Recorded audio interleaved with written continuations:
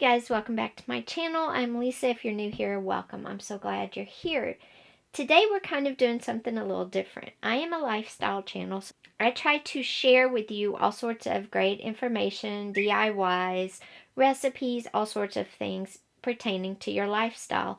One thing though that I am adamant about sharing with you is things that I feel when we are being taken advantage of. And I feel like that is something that is happening now. About 2 or 3 weeks, a month ago, Facebook did some kind of update. And I don't know if you noticed, but your ads showing on your Facebook pages got oddly specific. And they followed you everywhere. And that's because Facebook started tracking every site you went to. Now, the good thing is this can be turned off. And I'm going to show you how to do it. So you need to go to your personal page and see these 3 dots. Let me see if I can get a pen. These 3 dots right here. Right here. Okay, you click on those 3 dots. And it'll say Archive, Activity Log, Profile, and Tagging Settings. You click Profile and Tagging Settings. Then you come over here and it says, it's the 3rd one down. It says Your Facebook Information. Click on that. And then you'll notice all these in the center, and one of them is Off Facebook Activity.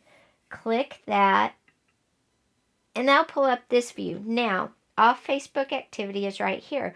When I originally clicked on this, there were 153 websites I had visited. Like Amazon, Walmart. I mean, it had what I bought. They were tracking everything. So when you log on here where it says Off Facebook Activity, you're probably going to see a bunch of websites that you've been to. Now, you can do something about this. Go over here to Manage Your Off Facebook Activity. Click on it. Okay?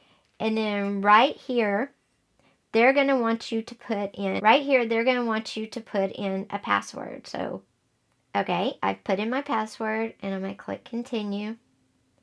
Okay, now you're back to that same screen where right here will be all your Off Facebook Activity, all the websites you've been to.